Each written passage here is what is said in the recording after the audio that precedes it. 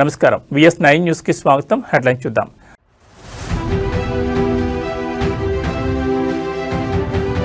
Parliament budget సమావేశాలు ప్రారంభం. రాష్ట్రపతి ద్రౌపది ముర్ము ప్రసంగంతో మొదలు.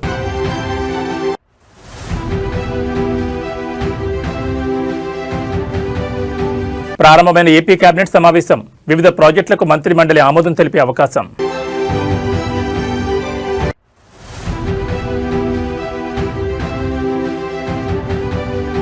మహారాష్ట్ర డిప్యూటీ సీఎం అజిత్ పవార్ దుర్మరణం. బారామతిలో ల్యాండ్ అవుతుండగా విమానం క్రాష్.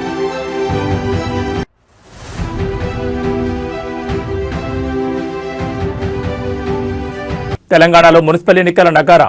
నేటి నుంచే నామినేషన్ల స్వీకరణ.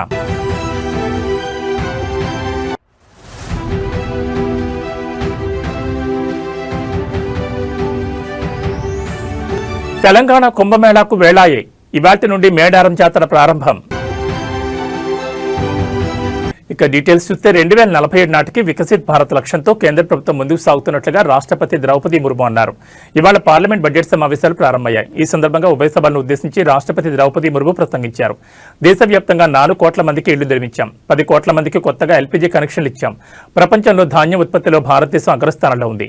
ఆక్వా రంగంలో ప్రపంచంలోని 2వ స్థానంలో ఉన్నాం. 150కి పైగా వందే భారత్ రైళ్లు నడుస్తున్నాయి అని ద్రౌపది ముర్ము అన్నారు.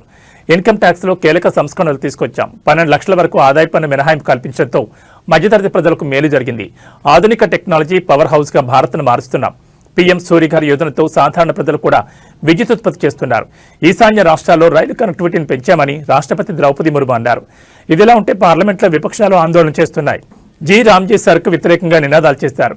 ఈ సమావేశాలు 2 విడతలుగా జరగనున్నాయి.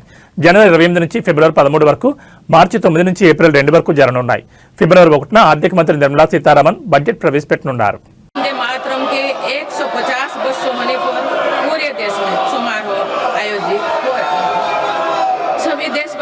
इस महान प्रेरणा के लिए ऋषि बंकिम चंद्र चट्टोपाध्याय जी को नमन कर रहे हैं।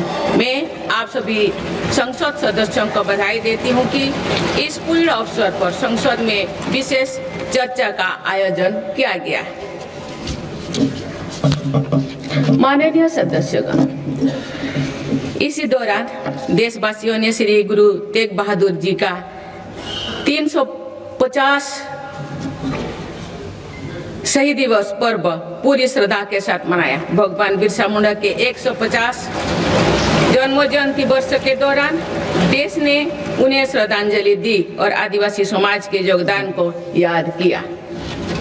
सरदार पटेल की 150वीं जन्म जयंती से जुड़े आयोजन ने एक भारत श्रेष्ठ भारत के भाव को मजबूत दी।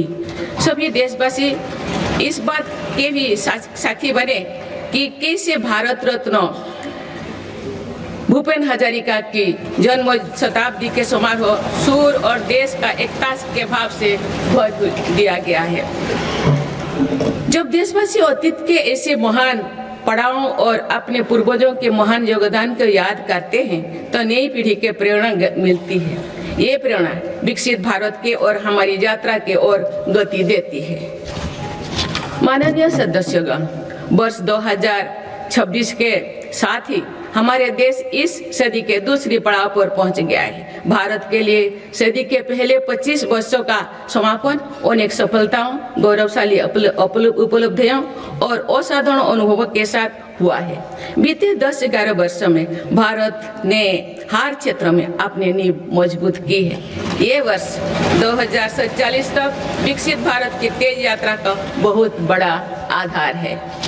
माननीय सदस्यगण, बाबा साहेब अम्बेडकर ने हमेशा समानता और सामाजिक न्याय पर जोर दिया। हमारे संविधान भी हमें यही प्रेरणा देता है।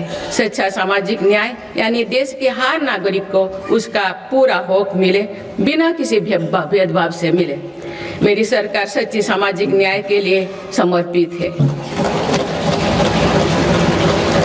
और इसी का नतीजा है कि पिछले 1 दशक में 25 करोड़ देशवासी गरीबी को हराकर गरीबी से बाहर निकल के सरकार के तीसरे कार्यकाल में गरीबों को सशक्त करने के लिए अभियान और तेजी से आगे बढ़ा है।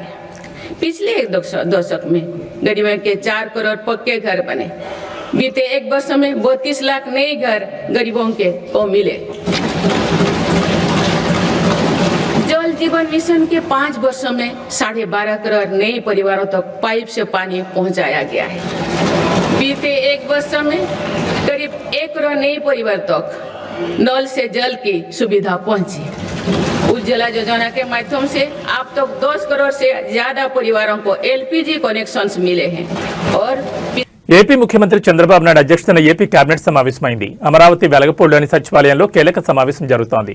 రాష్ట్ర సర్వతోముఖ అభివృద్ధి లక్ష్యంగా జరుగుతున్న ఈ సమావేశంలో సుమారు 35కి పైగా కీలక అంశాలపై అజెండాను రూపొందించినట్టు తెలుస్తోంది. ప్రధానంగా రాబోయే అసెంబ్లీ బడ్జెట్ సమావేశాల షెడ్యూల్ ఖరారుతో పాటు రాష్ట్ర బడ్జెట్ రూపకల్పన, సంక్షేమ పథకాలకు నిధుల కేటాయింపుపై ఈ సమావేశంలో సుదీర్ఘంగా చర్చిస్తారని సమాచారం.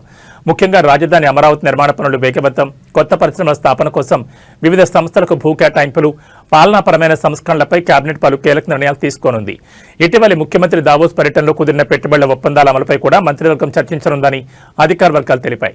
అయితే రాజకీయంగా ప్రాధాన్యం ఉన్న ఢిల్లీ పర్యటన కారణంగా డిప్యూటీ సీఎం పవన్ కళ్యాణ్ ఈ సమావేశానికి హాజరు కాలేకపోయారు. రాష్ట్ర భవిష్యత్తును దృష్టిలో ఉంచుకుని తీసుకునే ఈ నిర్ణయాలు ఏపీ రాజకీయ, ఆర్థిక ముఖచిత్రంలో అత్యంత కీలకం కానున్నాయని విశ్లేషకులు అంటున్నారు.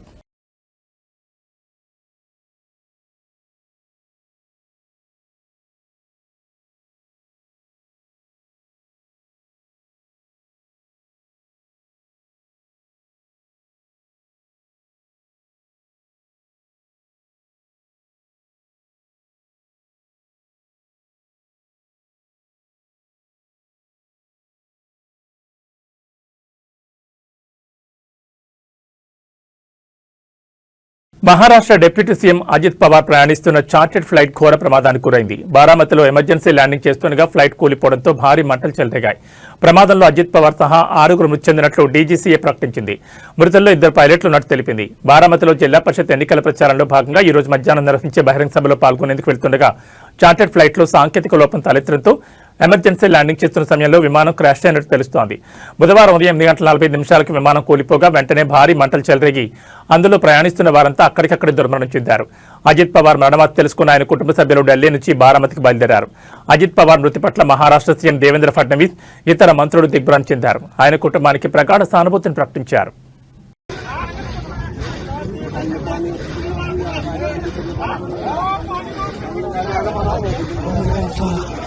Malis ba kayo kayo kali ko? Tumakas dito. Ay ka?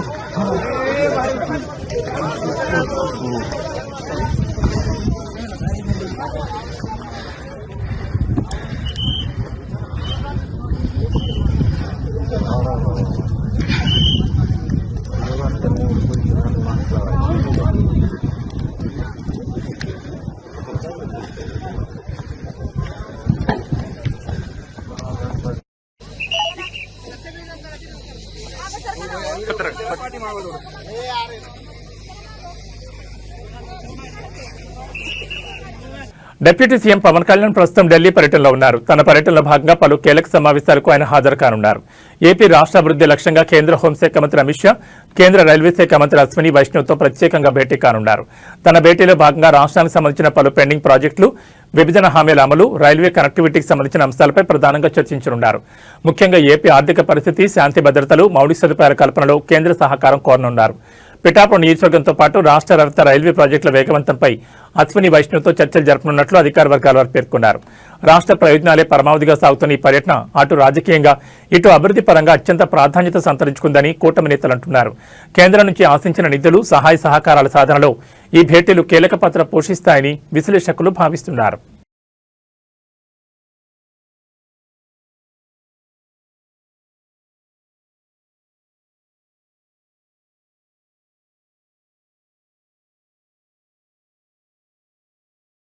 తెలంగాణలో మున్సిపల్ ఎన్నికలకు నగారా మోగింది. వచ్చే నెలలో ఒకే విడతలో ఎన్నికలు జరగనున్నాయి.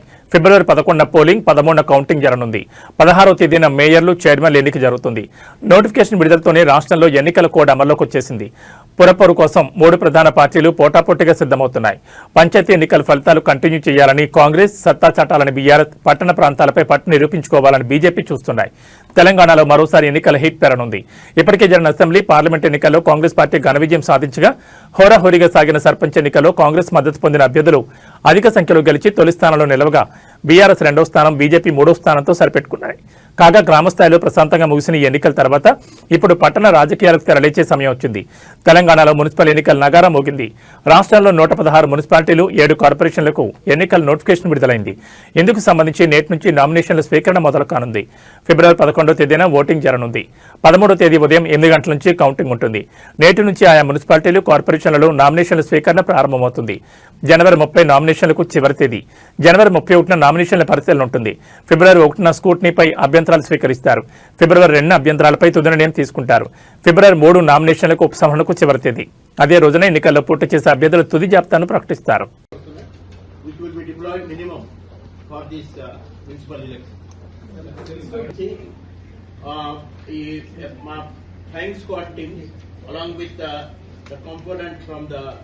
our revenue department also. So they will be starting the checking. The 1800 weapons, illegal firearms కానీ ammunition ఏదైనా ఉంటే చట్టపరంగా వాళ్ళ మీద చర్య తప్పదు. Definitely law will take its own course. And మొన్న గ్రామ పంచాయతీ ఎలక్షన్ లో కూడా చాలా మంచి సీజన్. ఈ ఫిర్బీస్, లిక్కర్ ఇవన్నీ మనం చాలా బాగా. మునుగోడు నియోజకవర్గ అభివృద్ధికి నిధులు కేటాయించడంలో అలాగే నిర్లక్ష్యం చేస్తే ఏదో ఒక రోజు బాంబు పేల్చడం ఖాయమని మునుగోడు ఎమ్మెల్యే కోమటిరెడ్డి రాజగోపాల్ రెడ్డి తీవ్ర హెచ్చరికలు జారీ చేశారు. తనకు పదవి రాకుండా పర్వాలేదని, కానీ ప్రజల సమస్యలు తీరకపోతే ఏమైనా జరిగిపోతుందని స్పష్టం చేశారు. నల్గొండ జిల్లా మునుగోడు మండలం కోతులారం గ్రామంలో కాంగ్రెస్ కార్యకర్త విగ్రహావిష్కరణ కార్యక్రమంలో ఆయన ఈ వ్యాఖ్యలు చేశారు. హైదరాబాద్కు కోతవేడి దూరంలో ఉన్న మునుగోడు నియోజకవర్గం అభివృద్ధిలో వెనుకబడిందని ఆయన ఆవేదన వ్యక్తం చేశారు. నియోజకవర్గంలో పనులు చేపట్టిన బిల్లులు ఇవ్వకపోవడంతో కాంట్రాక్టర్లు పనులు సగంలో నిలిపివేసి చేతులెత్తేస్తున్నారని ఆయన ఆందోళన వ్యక్తం చేశారు. ఈ విషయాన్ని సీఎం దృష్టికి తీసుకెళ్లానని, వారం రోజుల్లో పూర్తిస్థాయి బిల్లులు చెల్లిస్తామని హామీ ఇచ్చిన సీఎం 3 వారాలు గడిచినా ఒక్క బిల్లు కూడా చెల్లించలేదని అన్నారు. రాష్ట్రంలో కేవలం సీఎం, మంత్రుల నియోజకవర్గాల్లోనే అభివృద్ధి పనులకు నిధులు మంజూరు చేసి అభివృద్ధి చేసుకుంటున్నారు తప్ప ఎమ్మెల్యేల నియోజకవర్గాల్లో బిల్లులు ఇవ్వకపోగా నూతన పనులకు కూడా మంజూరు చేయడం లేదని ఆయన ఆవేదన వ్యక్తం చేశారు.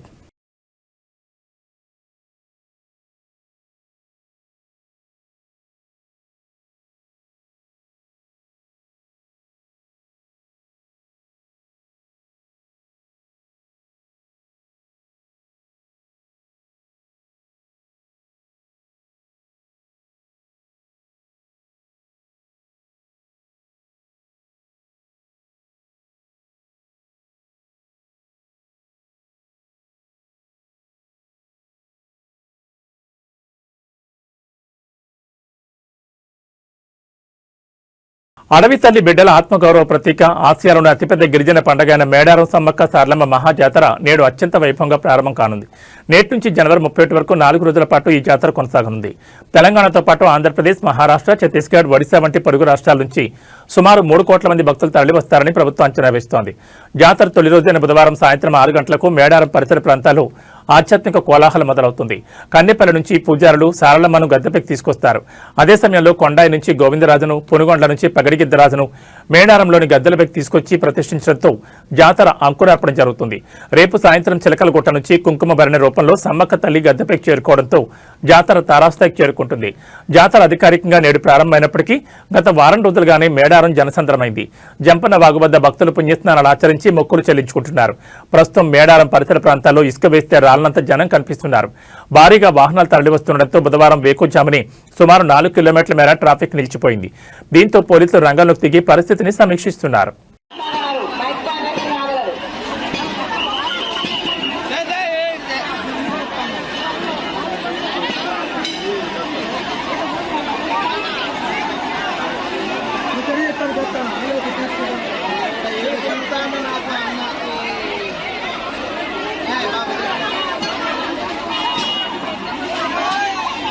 వర్ధనపేట మాజీ ఎమ్మెల్యే ఆరూరు రమేష్ తిరిగి సొంత గూటికి చేరుకోనున్నారు. బీజేపీ ప్రాథమిక సభ్యత్వానికి సోమవారం రాజీనామా చేసిన రమేష్ ఇవాళ సాయంత్రం 6 గంటలకు హైదరాబాద్లోని తెలంగాణ భవన్లో బీఆర్ఎస్ వర్కింగ్ ప్రెసిడెంట్ కేటీఆర్ సమక్షంలో ఆయన గులాబీ కండువా కప్పుకోనున్నారు. వర్ధనపేట మున్సిపల్ ఎన్నికల వేళ ఆరూరు రమేష్ తిరిగి బీఆర్ఎస్ పార్టీలో చేరనుండడంతో రాజకీయ ప్రాధాన్యం సంతరించుకుంది.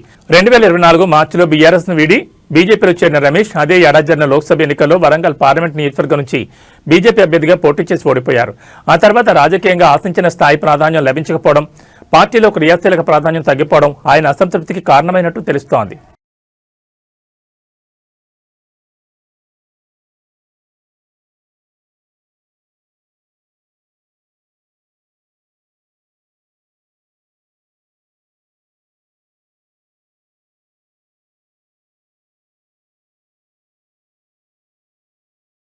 మేడ్చల్ జిల్లాలో మున్సిపల్ నగారా మోగడంతో అధికార ప్రతిపక్ష పార్టీల మధ్య పోరు ముదిరింది. మాజీ మంత్రి మేడ్చల్ ఎమ్మెల్యే మల్లారెడ్డి యల్లంపేట మున్సిపాలిటీ పరిధిలోని అభ్యర్థుల తరఫున ప్రచారం అమలు చేశారు. యల్లంపేట కౌన్సిలర్ అభ్యర్థులను భారీ మెజార్టీతో గెలిపించాలని ఆయన ఓటర్లను అభ్యర్థిస్తున్నారు. యల్లంపేటతో పాటు మూడుచింతలపల్లి, అలియాబాద్ మున్సిపాలిటీలో కూడా బీఆర్ఎస్ జెండా ఎగురవేయడమే లక్ష్యంగా ఆయన ప్రణాళికలు సిద్ధం చేశారు. అభ్యర్థుల ఎంపికలో స్థానిక నాయకులు, కార్యకర్తల అభిప్రాయాలకు ప్రాధాన్యమిస్తామని, అందరూ కలిసికట్టుగా పనిచేయాలని ఆయన పిలుపునిచ్చారు. ఇప్పటికే ఆయా మున్సిపాలిటీలకు పార్టీ అధిష్టానం ఇన్ఛార్జీలను కూడా నియమించింది. ప్రభుత్వంపై ఉన్న వ్యతిరేకతను అనుకూలంగా మార్చుకుని మున్సిపల్ ఎన్నికల్లో క్లీన్ స్వీప్ చేయాలని మల్లారెడ్డి తన అనుచరులకు దిశానిర్దేశం చేస్తున్నారు.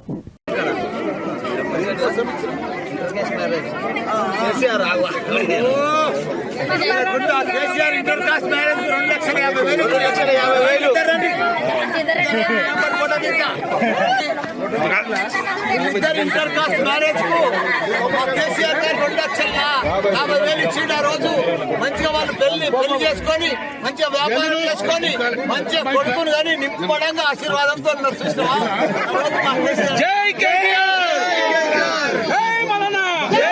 వేగంగా వెళ్తున్న కారు అదుపు తప్పి పిల్లను ఢీకొట్టడంతో ఇద్దరు ప్రాణాలు కోల్పోయారు. ఈ షాకింగ్ ఘటన హైదరాబాద్ నగరం మేడిపల్లి పోలీస్ స్టేషన్ పరిధిలో చోటు చేసుకుంది.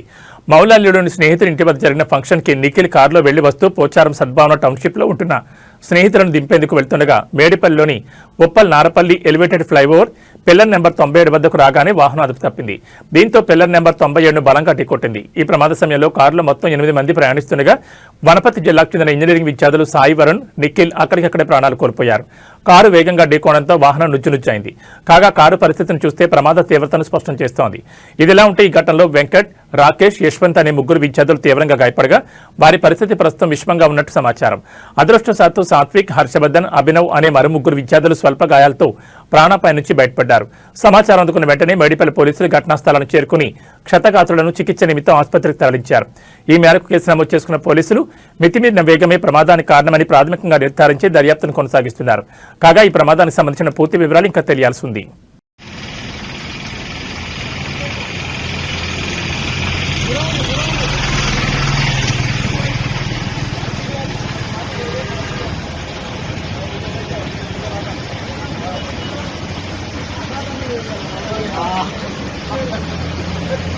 ఓ ఆటో బోల్తా కొట్టడంతో మద్యం సీసాలు రోడ్డున పడిన ఘటన చిత్తూరు జిల్లాలో చోటు చేసుకుంది. పోలీసులు తెలిపిన వివరాల ప్రకారం ఓ ఆటోలో మద్యం సీసాలను తరలిస్తున్నారు.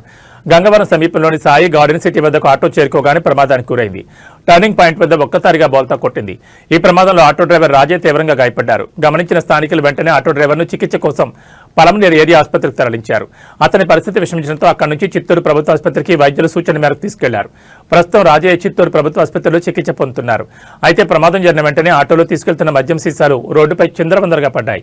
వాటిలో కొన్ని బాటిళ్లు పగిలి మద్యం రోడ్డుపై పారింది. గమనించిన స్థానికులు బాటిళ్లను సేకరించి ఒక పక్కన పెట్టారు. విషయం తెలుసుకున్న పోలీసులు సంఘటనా స్థలాన్ని చేరుకుని విచారించారు. ప్యాసింజర్ ఆటోలో భారీ ఎత్తున మద్యం తరలించడానికి గుర్తించారు. అయితే మద్యాన్ని కొత్తపల్లి గ్రామంలోని ఓ బెల్ట్ షాప్ తరలిస్తున్నట్లు పోలీసుల విచారణలో తెలిసింది. ఘటనపై పోలీసులు కేసు నమోదు చేసుకుని దర్యాప్తు చేస్తున్నారు.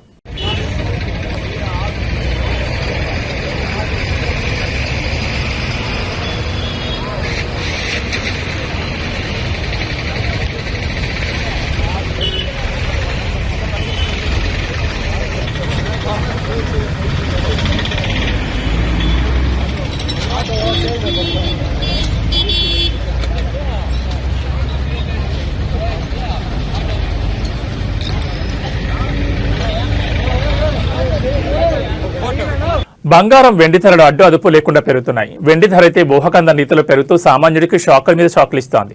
బుధవారం బంగారం, వెండి ధరలు భారీగా పెరిగి ఆల్ టైం రికార్డు స్థాయికి చేరాయి. 24 క్యారెట్ల బంగారం 10 గ్రాముల ధర 3,220 రూపాయలు పెరిగి 1,65,170కి చేరింది. 22 క్యారెట్ల బంగారం 10 గ్రాముల ధర 2,950 పెరిగి 1,51,400కు చేరింది. 18 క్యారెట్ల బంగారం కూడా 2,420 పెరిగి 10 గ్రాముల ధర 1,23,880కి ఎగబాకింది.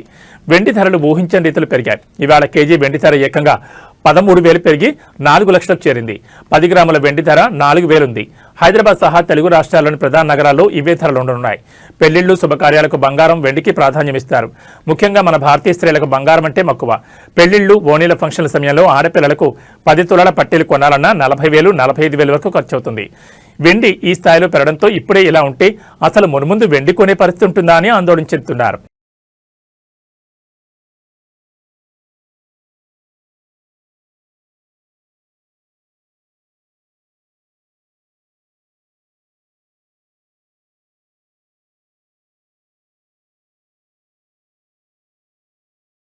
ఇవి బులెటిన్ విశేషాలు. నమస్కారం.